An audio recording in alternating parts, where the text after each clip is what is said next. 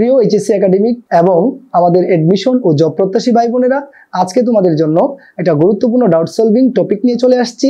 সেই টপিকটা হচ্ছে একটা বাক্য শুদ্ধি। দেখতে পাচ্ছ তোমরা লেখা আছে এ বিষয়ে আমার কোনো দৈন্যতা নেই। এইবার এই বাক্যে ভুল হচ্ছে দৈন্যতা। কেন ভুল? একটা ব্যাপার মনে রাখবা তুমি, দৈন্য যে শব্দটা আছে আমরা ব্যবহার করি, এই শব্দটা নিজেই হচ্ছে একটা বিশেষ্য। কি বলো দেখি? বিশেষ্য। এবার এই দৈন্য শব্দটার সঙ্গে তুমি যখন তা প্রত্যয় যুক্ত করবা তখন সেটা পুনরায় বিশেষ্য হয়ে যাবে।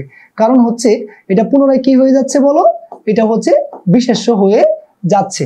সুতরাং একটা বিশেষ্যকে তুমি পুনরায় তা প্রত্যয় যুক্ত করে বিশেষ্য করার কোনো দরকার নাই। হ্যাঁ, তুমি বলতে পারতা যদি শব্দটা থাকতো দিন, তাহলে এই শব্দটা থাকতো কি বলো? বিশেষণ। এবার তুমি এই শব্দটাকে তুমি তৈরি করতে পারতা দীনতা। কি বলতে পারতা? দীনতা। অর্থাৎ তোমাকে মনে রাখতে হবে যে যখন একটা বিশেষ্য থাকবে, আমরা জানি যে তা প্রত্যয় যুক্ত শব্দ সাধারণত বিশেষ্য হয়। সৎ থেকে সততা, ভদ্র থেকে ভদ্রতা।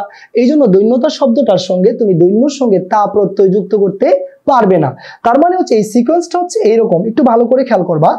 দিনও যদি তুমি ব্যবহার করো তাহলে এখান থেকে তুমি দীনতা ব্যবহার করতে পারবে, কিন্তু তুমি যখন দৈন্য ব্যবহার করতেছো তখন দৈন্যতা লেখা যাবে না। কারণ হচ্ছে আমি একটু তোমাকে একটা ক্লু দিয়ে দিই, যখন বিশেষ্যটা জফলা যুক্ত হবে, বিশেষ্যটা কি হবে বলো?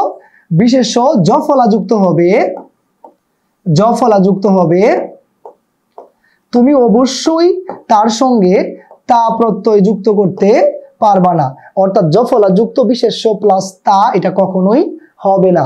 এই জন্য অবশ্যই লিখতে হবে এ বিষয়ে আমার কোনো দৈন্য বা দীনতা নেই। আমার মনে হয় প্রিয় শিক্ষার্থী তুমি বুঝতে পারছো।